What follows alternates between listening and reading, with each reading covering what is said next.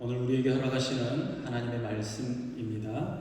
신약성경 마가복음 2장 1절 말씀부터 12절까지의 말씀입니다.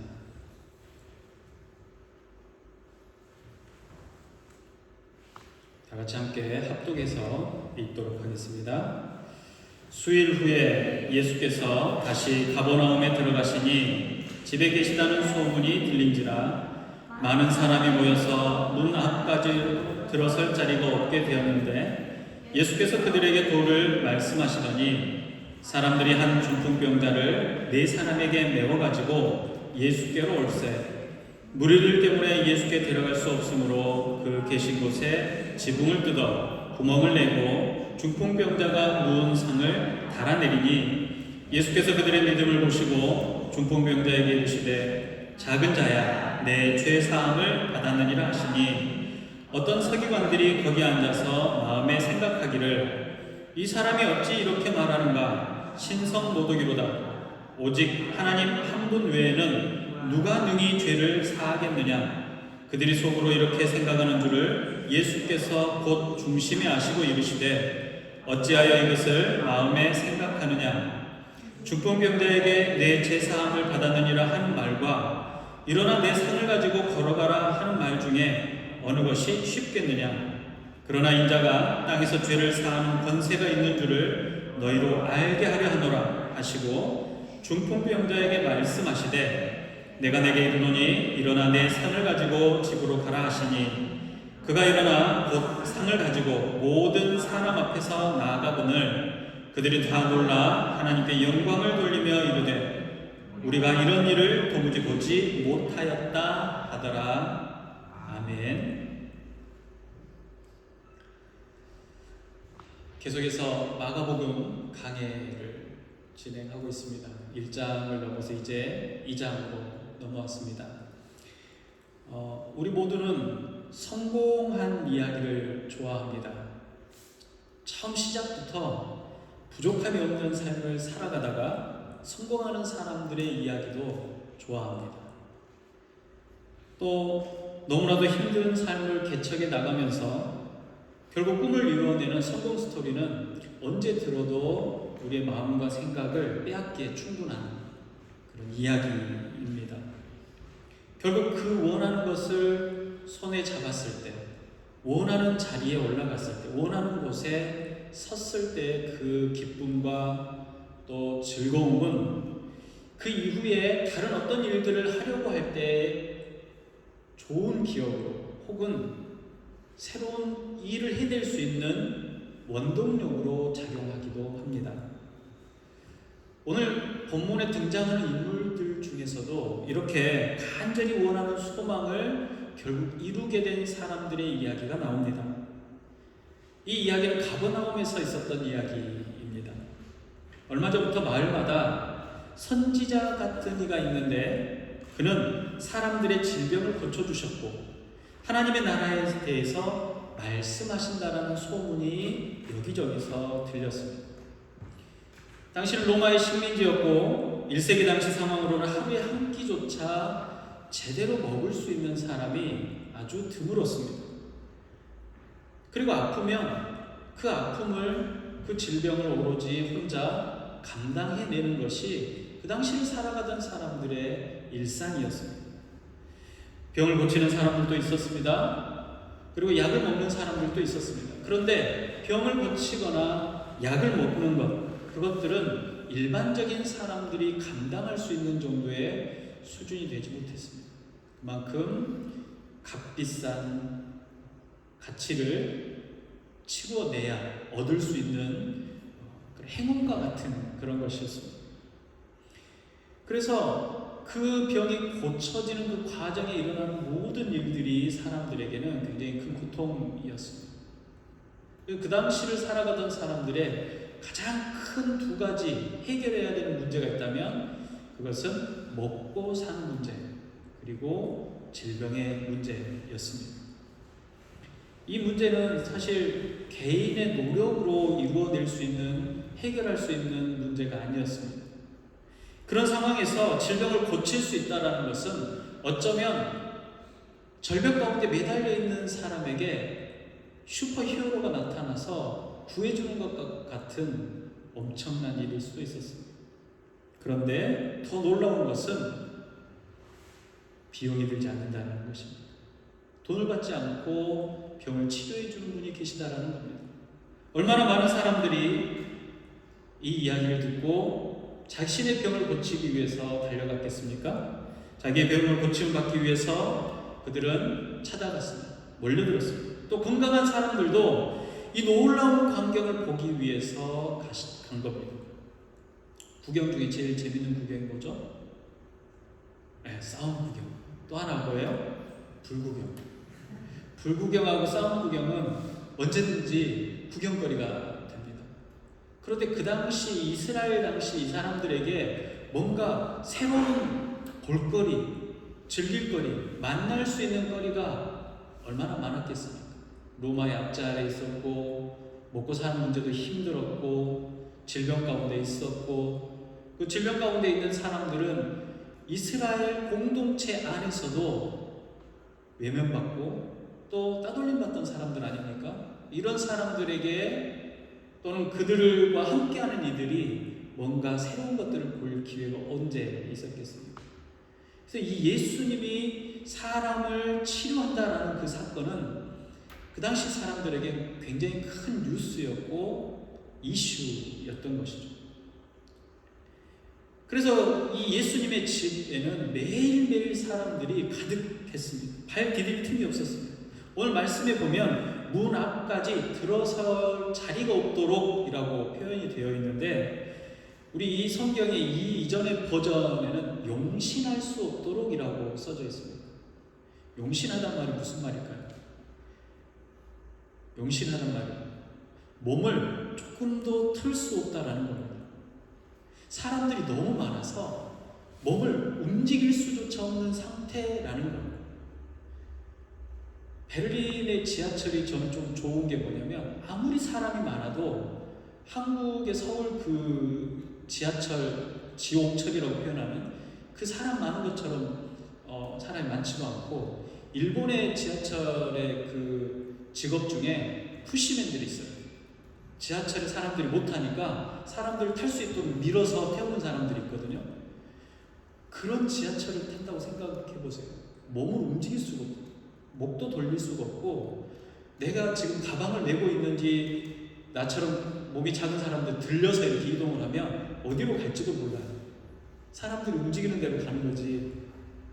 내가 발이 땅에 닿아야 내 발로 갈 텐데 내 가방이 어디로 갈 줄도 몰라요.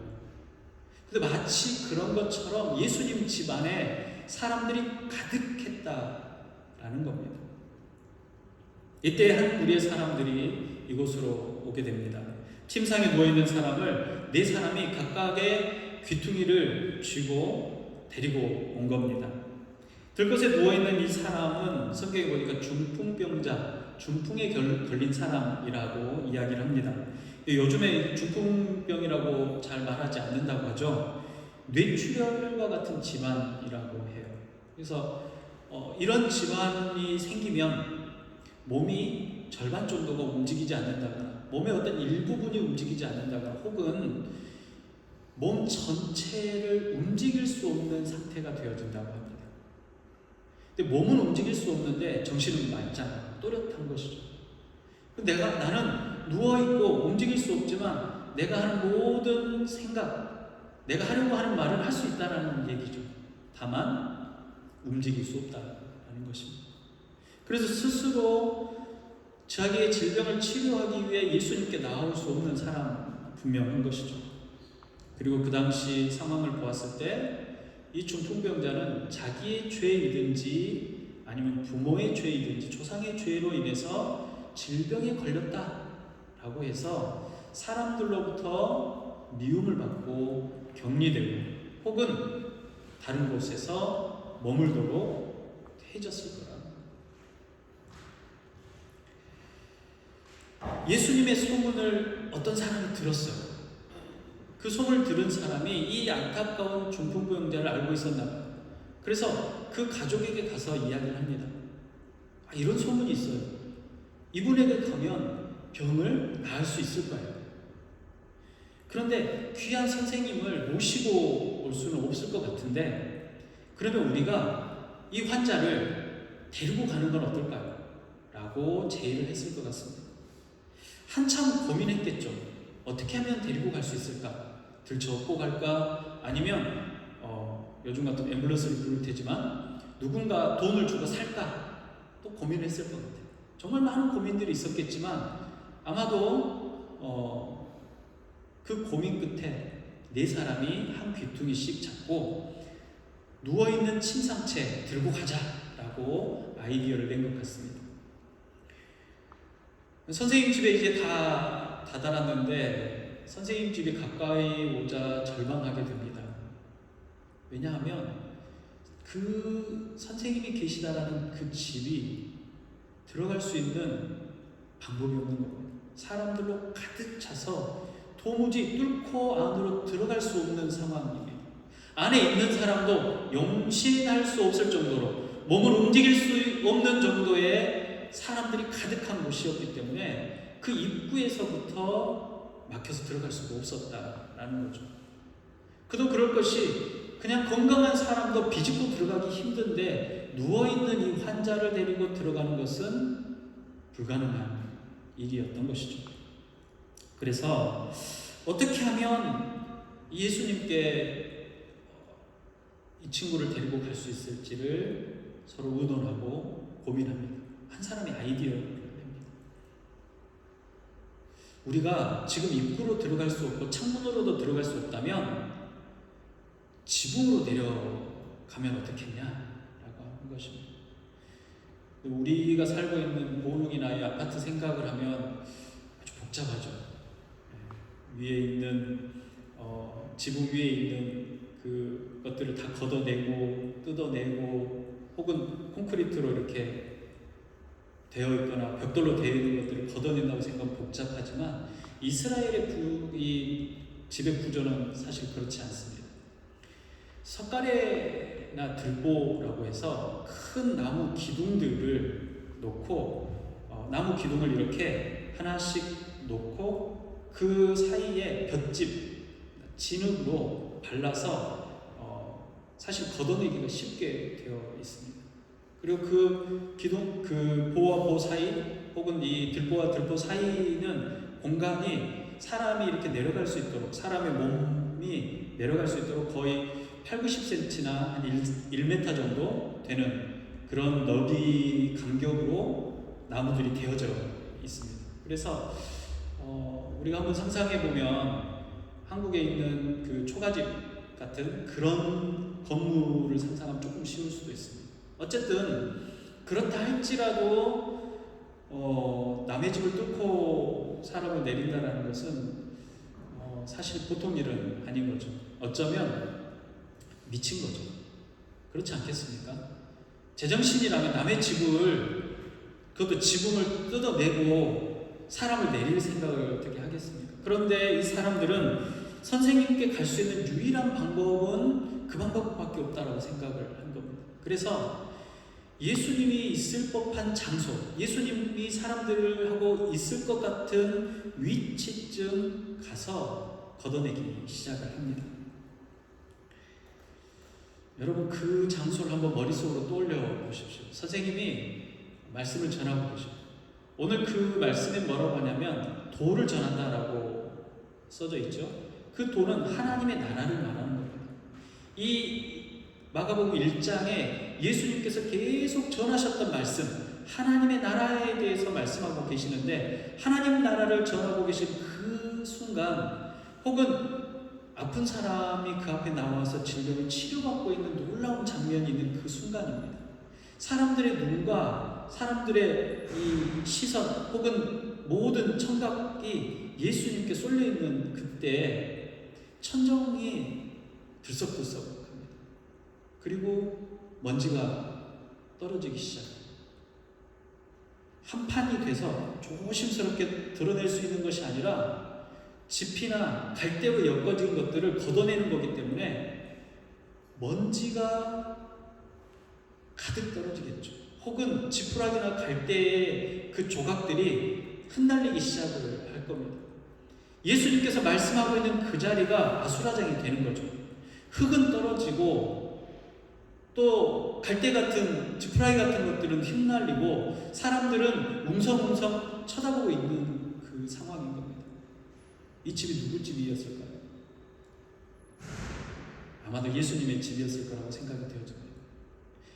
예수님께서 가버나움을 중심으로 활동을 하셨고 예수님께서 머무시는 곳입니다. 예수님 집이든지 아니든지, 그런데 그 광경을 보고 있는 예수님은 더 어이가 없습니다. 집주인이실 수도 있는데, 혹은 그 집을 잠깐 빌려서 쓰는 분일 수도 있는데, 지붕을 누가 뚫고 들어오는 것을 쳐다보고 계시는 겁니다. 그리고 침상이 내려옵니다. 네 사람이 한 귀퉁이씩 잡고 조심스럽게 밑으로 내렸습니다. 그 침상에 누워있는 사람이 점점 내려오는 것을 사람들이 보고 있죠. 한 번에 쑥 내려오는 것도 아니고 엘리베이터처럼 내려오는 것도 아니고 위에서 사람들이 조심스럽게 땀을 흘리면서 내리고 있는 것이죠. 여러분들이 그 현장에 있었다면 어떤 생각이 들었을까요? 어떤 사람 화가 났을 수도 있습니다. 이게 무슨 일이냐? 뭐 하는 짓이냐? 라고 할 수도 있고, 어떤 사람들은 신기한 구경거리가 또 있네 라고 생각할 수도 있습니다. 어떤 사람들은 집에 가면 아내한테 이 이야기 꼭 해줘야지 하고 생각할 수도 있습니다. 정말로 신기한 일이지 않습니까? 그 상황에 예수님은 그대로 쳐다보시다가 그 환자가 내려오자 그 중풍병자를 고쳐주십니다. 예수님께서는 이들의 믿음을 보셨다라고 성경은 말합니다. 여러분, 이들이 대체 누구입니까? 이들의 믿음을 보았다라고 하는데 이들이 누구입니까? 아마도 이들은 가족일 수도 있습니다. 환자의 가족이 그들과 함께 와서 그들 중에 한 귀퉁이를 쥐고 있었을 수도 있습니다. 그리고 이들이 했던 이 행동을 보면 아주 적극적이지 않습니까? 적극적으로 행동하는 이 행동을 통해서 보면 돈을 주고 산 어떤 인부이거나 아니면 집안의 종이 아닌 것을 알 수가 있습니다. 왜냐하면 이들은 직접 자기가 무언가를 만들어서 해야 하려고 생각하지 않습니다. 시키는 것만, 계약된 일만 하는 사람들이기 때문에 굳이 그렇게 해야 할 이유가 없죠.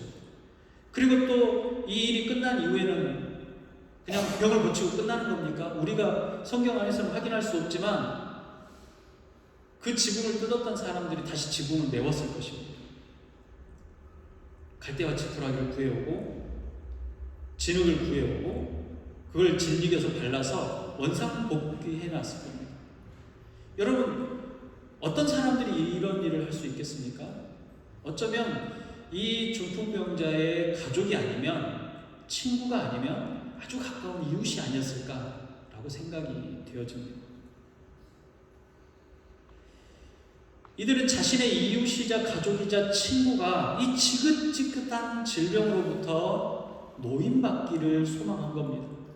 그 질병이 낫기를 소망했다는 겁니다. 그리고 소문에 어떤 선생님이 모든 사람들의 질병, 어떤 질병이라도 치료할 수 있다는 그 소식을 들었습니다. 그래서 그 질병이 치료될 것이라고 생각하고 이 선생님에게 가기만 하면 그 질병이 치료받을 거라고 생각하고 데리고 온 것입니다. 여러분, 이 일들은 결코 쉬운 일이 아닙니다. 그냥 우리 한번 해볼까 해서 할 수 있는 일도 아니고 누군가가 시켜서 할 수 있는 일도 아니라는 겁니다. 그 모든 과정들을 상상해보면 그냥 일상에 있는 어떤 일들을 우리가 발견하거나 볼 수 있는 일이 아니라는 겁니다. 아주 특별한 일입니다. 그들은 자신들의 이웃이자 친구이자 가족을 예수님 앞에 데리고 갔습니다. 예수님께서 이러한 사람들을 보시고 이들이 믿음을 보시고 라고 성경은 말합니다. 이들의 믿음은 공동체에 연합된 믿음입니다. 한 생명을 살리겠다라는 뚜렷한 목적을 가지고 그 목표를 향해서 쉼 없이 이루어질 때까지 달려간 공동체에 연합된 모습이라는 겁니다. 모두가 하나 되어서 갈 수 있는 것입니다. 여러분, 내 기특을 쥐고 있는 사람이 각각 다른 생각을 하고 다른 길로 가려고 하면 갈 수 있습니까? 갈 수 없습니다. 연합을 이루기 위해 어떤 사람의 아이디어가 있고 그 아이디어를 수긍하고 인정하고 함께 가겠다라고 동의해야만 갈 수 있는 겁니다. 지붕을 뜯자라고 했을 때 어떻게 지붕위까지 올라갈까요? 라고 어떤 사람들은 이야기했을 겁니다. 외부에 올라갈 수 있는 계단이 있지만 그 계단을 침상치 어떻게 들고 갈 수 있을까요? 얼마나 수많은 고민과 결정과 계획들이 있었겠습니까? 공동체의 연합이 없다면 이루어질 수 없는 일을 한 겁니다. 그들이 왔던 길은 평탄한 길만이었던 것입니까? 모릅니다. 우리는 그 길이 어떻게 됐는지. 그런데 상상해보건대 곧바로 난 길을 걸어오진 않았을 거라는 겁니다. 언덕도 올라왔을 테고 굽이져 있는 골목도 돌아서 왔을 거라는 얘기입니다. 그 길들을 감수하고 희생하고 와서 목적을 이루었다라는 겁니다. 한 사람 한 사람이 자기의 자리에서 책임감 있게 헌신하며 동행한 것입니다. 예수님께서는 그들의 믿음을 보았다고 했을 때 이 모든 과정과 행동과 마음까지도 알고 계셨고 보셨다라는 겁니다. 자신이 아닌 누군가의 구원을 위해서 공동체적인 믿음과 책임 있는 헌신을 보셨다라는 겁니다. 예수님께 나아가는 길을 가로막는 것들이 많았지만 결국 그들은 예수님 앞에 환자를 데려갔습니다. 오늘날 저와 여러분들에게 주님께 나아가는 곳에 그 길을 막고 있는 그 길을 회방하는 것들이 혹시 있습니까? 장벽이 있습니까? 아니면 뚫을 수 없는 예수님의 집처럼 가득 차버려서 어느 것 하나 어떤 방법 하나 들어갈 수 없는 상황에 그 안으로 들어가야 하는 일들이 있습니까?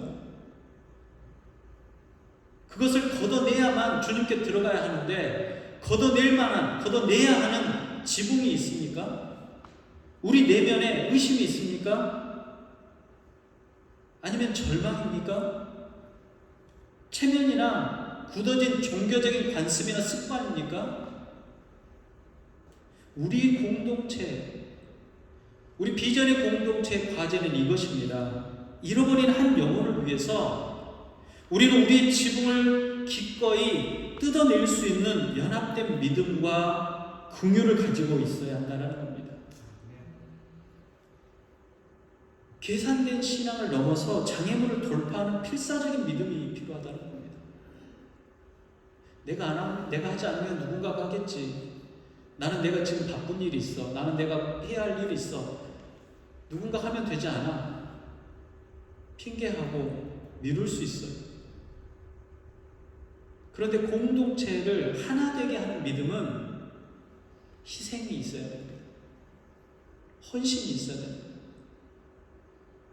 그것을 성경에 사랑이라고 표현합니다.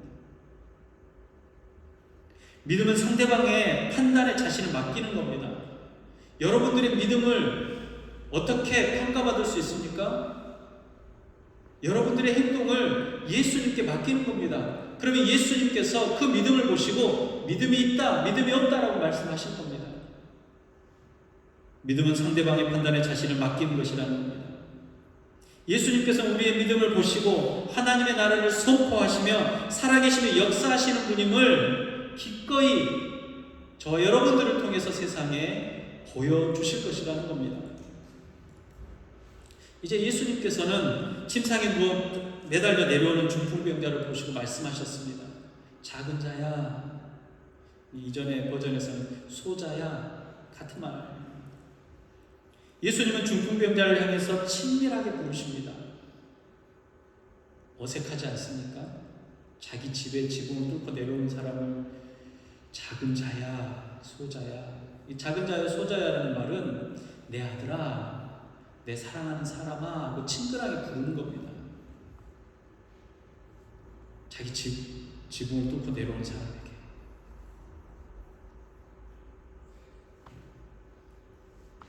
베드로가 마가를 불렀을 때의 호칭이 바로 작은 자야라는 그 단어이고, 또 바울이 디모데를 부를 때 썼던 단어가 바로 이 단어입니다.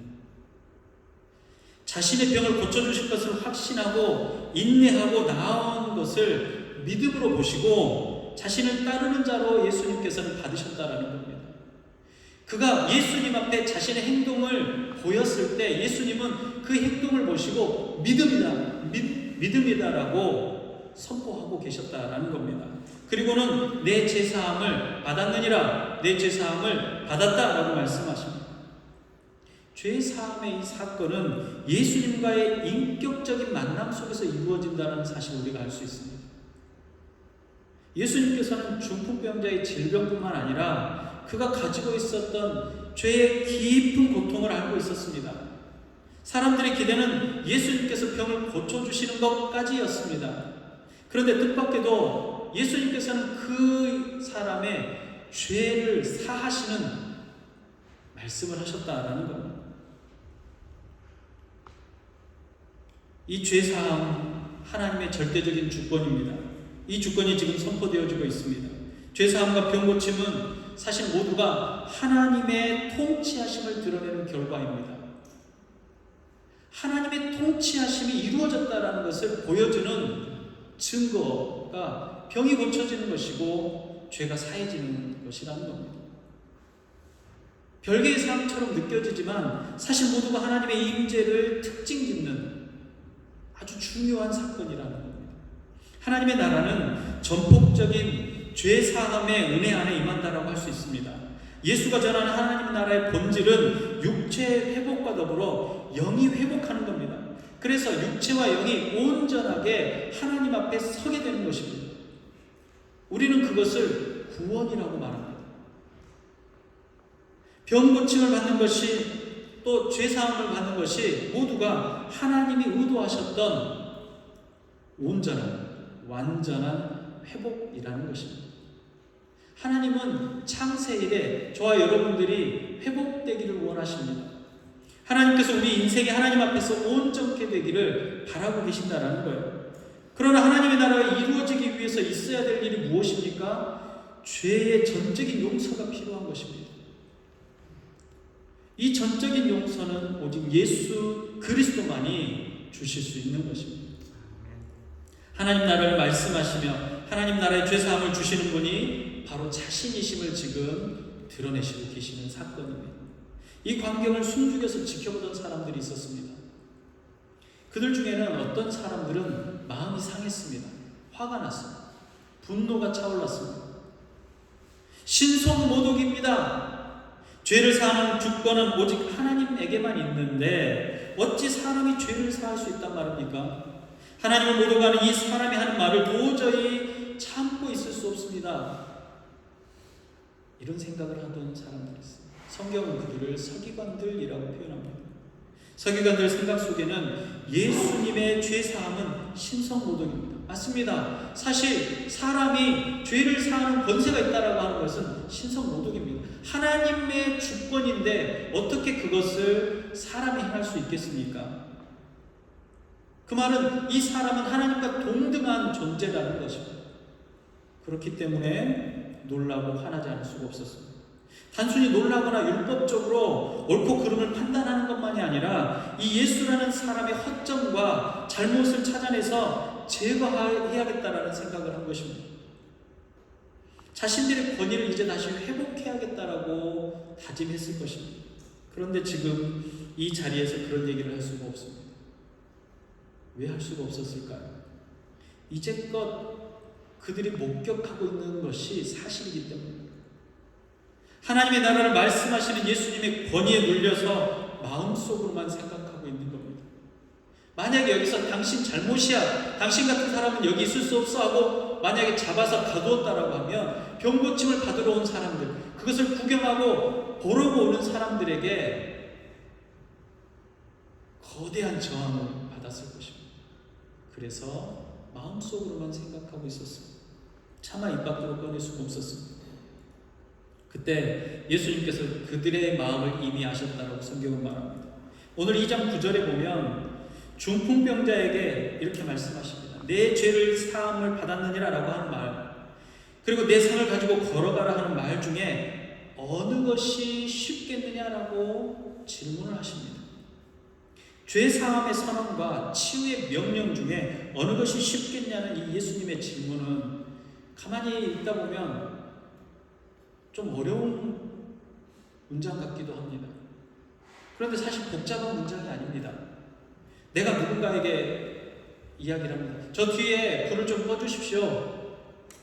그러면 어떻게 되겠습니까? 이제 불이 꺼지겠죠. 그러면 우리는 불이 꺼지는 것을 확인할 수가 있습니다. 내가 이야기를 했고, 정승환 목사가 이야기를 했고, 저 뒤에 앉아 계신 누군가가 불을 꺼주시오 하면 불이 꺼지는 것을 우리 모두가 경험하고 목격하고 증명이 되지 않겠습니까? 이것은 아주 쉬운 선포라는 것입니다. 바로 되어질 일을 경험하고 확인할 수 있기 때문입니다. 상을 가지고 걸어가라는 말은 그래서 보다 쉬운 선포라는 겁니다. 왜냐하면 상을 가지고 걸어가는 것을 보는 순간 그것이 이루어지는 것을 목격할 것이기 때문에 그렇습니다. 그가 자신이 누워있던 상을 들고 걸어갑니다. 그러면 선포의 효과, 예수님이 선포하셨지 않습니까? 그 선포의 효과가 즉시로 증명되어지기 때문입니다. 그런데 죄사함을 받는 것에 대해서는 겉으로 드러나는 변화를 또는 죄사함을 받았다라는 확실한 어떤 증명을 우리가 확인할 수가 없습니다. 어떤 증거가 있을 수 있습니까? 눈으로 확인할 수 있는 변화나 이 이후에 일어날 일들을 우리가 보거나 경험할 수 있습니까? 그렇기 때문에 죄사함을 선포하는 것은 사실 쉽다라는 이야기입니다. 서기관들에게 이렇게 말씀하신 겁니다. 야, 너희들 생각해봐. 지금 즉시로 일어날 일을 말하는 게 쉽겠어? 아니면 앞으로 일어날지도 안 일어날지도 이걸 확인할 사람이 있을 수도 없을 수도 있는 일을 그렇게 될 거야 라고 말하는 게 쉽겠어? 우리가 지금 확인할 수 없는 이야기를 그냥 말로 해버리는 게 쉽지 않겠어? 라고 말하는 겁니다. 그러나 내 상을 가지고 걸어가라는 말은 선포 이후에 아무런 변화가 일어나지 않았어요. 그 사람이 여전히 누워있고 그 사람이 여전히 중풍병자, 중풍이 낫지 않았어요. 그러면 사람들이 어떻게 생각하겠습니까? 선포한 사람의 말이 허구, 아무런 효과가 없는 말이라고 생각했을 거라는 겁니다. 그러면 예수님께서 선포하셨을 때 사람들이 그것을 보고 조롱하지 않았겠어요? 아, 이 사람이 이런 질병을 고칠 수 있는데 이런 질병을 고칠 수 없는구나. 이 사람에게 그 병을 고칠 수 있는 능력이 사실은 제한이 있구나, 한계가 있구나, 이렇게 생각하지 않겠어요? 그래서 함부로 확인할 수 있는, 바로 확인할 수 있는 말을 할 수 있겠냐는 겁니다. 그렇기 때문에 당연히 상을 가지고 걸어가라는 말이 더 어려운 말이라는 겁니다. 예수님은 어려운 말이 실현되는 사건을 통해서 쉬운 말이 실현되는 것을 증명하려고 하신 겁니다. 다시 제 말이 어려워졌습니까? 2장 10절부터 12절 한번 같이 보겠습니다. 그러나 인자가 땅에서 죄를 사하시는 권세가 있는 줄을 너희로 알게 하려 하노라 하시고 중풍병자에게 말씀하시되 내가 내게 이르노니 일어나 내 상을 가지고 집으로 가라 하시니 그가 일어나 곧 상을 가지고 모든 사람 앞에서 나가거늘 그들이 다 놀라 하나님께 영광을 돌리며 이르되 우리가 이런 일을 도무지 보지 못하였다. 마음 가운데 불신이 가득, 의심이 가득 차있던 예수님을 배척했던 서기관들에게 자신이 메시아이며 그 메시아로서 이 세상에 온 그리스도이심을 드러낸 겁니다. 그래서 내가 너에게 이르노니, 내가 너에게 말하노니 일어나서 내 상을 가지고 집으로 가라 라고 말한 겁니다. 예수님께서는 죄사함의 선포보다 치료가 쉽다라고 말씀하셨지만 지금 일어나고 있는 일은 세상에 그 어떤 의사도 할 수 없는 일이지 않습니까? 그 장면만 봐도 예수님은 쉽다라고 하셨지만 그 장면 안에 치료하는 과정이 있습니까? 아니면 회복되어지는 과정이 있습니까? 우리가 지난주에 이 나병, 문둥병에 걸렸던 이 사람을 치료하는 과정에서도 곧 즉시로라고 성경은 이야기했지 않습니까? 질병이 진료를 통해서 어떤 질병인지 확인하고 그 질병을 치료하고 처치하고 그 과정을 거쳐서 회복되어져야 완치가 되어질 것인데, 예수님께서 명령하시는 것은 뭐냐면 즉시로 그 질병이 그 몸에서 떠나가 버리는 것이고 즉시로 온전케 되어지는 것입니다. 예수님은 쉽다라고 말씀하셨지만 사실은 그건 쉬운 일이 아니라는 겁니다. 그것은 오직 하나님의 주권적인 사역의 결과인 것이지 우리의 지혜나 지식이나 혹은 과학적인 어떤 발전에 의해서 그가 치료되어진 것이 아니라는 것이죠. 하나님의 권위와 주권의 실현이라는 것입니다. 이 사건은 하나님의 주권에 관한 이야기입니다. 질병의 치료와 죄 사함의 주권이 누구에게 있다? 하나님께 있다라는 겁니다. 그것을 예수님께서 직접 드러내신 것입니다. 그래서 그 중풍병자가 내려오실 때 어쩌면 모든 것을 다 알고 계신 예수님께서는 화가 안 나셨을 수도 있습니다. 이때쯤 내려와야 되는데 기다리셨을 수도 있습니다. 그 중풍병자가 내려온 그 과정의 모든 것들을 알고 계시기 때문에 그를 메고 오는 사람들에게 이 사람들의 믿음을 보시고 라고 말씀하신 겁니다. 그들을 메고 온 사람들도 믿음이 있었지만 그 침상에 누워있는 사람도 믿음이 있었다라는 것이죠. 오늘 이 가버나움의 사건은 하나님의 주권적인 사역이 예수님을 통해서 드러나는 놀라운 사건입니다. 사실 온전치 못한 사람들은 어떻습니까? 하나님을 만나러 성전에 갈 수조차 없습니다. 성 입구에서조차 들어갈 수 없는 사람도 허다하다는 거예요. 질병에 걸린 사람들은 하나님 앞에 나아갈 수 없습니다. 이스라엘의 공동체 안에서도 머물 수조차 없다는 거예요. 하나님을 만나러 가고 싶지만 갈 수 없는 사람들입니다. 하나님을 만나러 성전에 들어갈 수 없는 사람들이라는 것이죠. 단시 상황을 생각해 보면 그렇습니다. 그런데 이들이 예수님을 만나 회복되어지면서 하나님의 나라를 소유하게 된 것입니다. 여러분, 그냥 예수님께서 질병을 치료하시는 것으로 그 병이 치료받은 것으로 은혜를 얻은 것이 아니라 그들이 이스라엘의 공동체 안으로 다시 받아들여지는 은혜를 받은 겁니다. 그냥 그들이 그 자리에서 나는 나았어, 나는 질병이 치료받았어 해서 끝나는 것이 아니라 그들의 삶이 180도 바뀌었다라는 것입니다. 이제는 성전에 들어가서 하나님을 만날 수 있게 됐다는 겁니다. 하나님께 제사를 드릴 수 있게 되었고 하나님의 축일에 그들을 하나님 앞에 나아갈 수 있게 되었다라는 겁니다. 정말 놀라운 일이지 않습니까? 당시 성전은 그래서 사회적으로 높은 신분과 가치를 가지고 있는 사람이 갈 수 있는 곳이 성전이었습니다. 과부가 두렙돈을 내는 그 현장을 생각을 해보면 하나님께 드리지 못하는 그 안타깝고 애석한 마음은 성전까지 오는데 얼마나 많은 고민과 걱정을 했을지를 가늠할 수가 있지 않습니까? 이처럼 일반 사람들이 갈 수 없는 곳이 성전이었다는 겁니다. 그러나 하나님의 나라, 하나님 나라는 믿음을 소유한 사람들만이 들어갈 수 있는 나라라는 것입니다.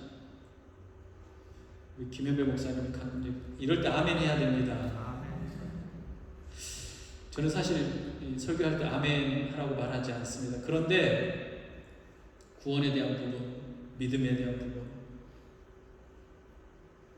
하나님의 나라를 소유하는 것은 믿음의 사람들입니다. 성전에 들어갈 수 있는 권한은 돈이 있고 스스로 가치를 증명하는 사람일 수 있지만 하나님 나라는 믿음으로 들어가는 나라라는 것입니다. 공동체의 간절한 소망은 예수님 앞에서 한 영혼의 구원으로 이루어졌습니다. 침상에 누워있던 환자와 그를 메고 나와 모든 방법을 동원해서 주님 앞에 데려왔던 친구나 이웃이나 가족들의 믿음이 그를 구원했다는 겁니다. 육체적인 구원뿐만 아니라 영혼의 구원을 이루었다라는 것이죠. 주님은 그 믿음을 보십니다. 예수님께서 우리의 인생의 문제뿐만 아니라 내면 깊숙한 곳에 숨겨진 죄의 문제도 해결해 주십니다. 사랑하는 내 아들아, 사랑하는 내 딸아, 내가 믿음으로 나에게 나아왔구나. 이제 죄 사함을 받고 나와 함께 영원한 하나님의 나라를 누리도록 해라. 내가 너와 너의 믿음을 보았노라.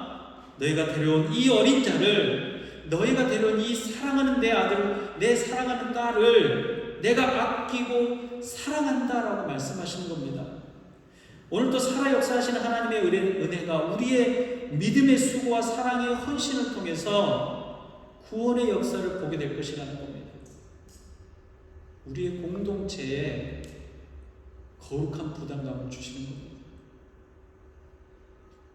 육체의 질병보다 더 깊고 무서운 영혼의 마비가 우리 안에 있습니까? 우리의 죄를 온전히 사해 줄 수 있는 분은 예수 그리스도 뿐이시라는 겁니다.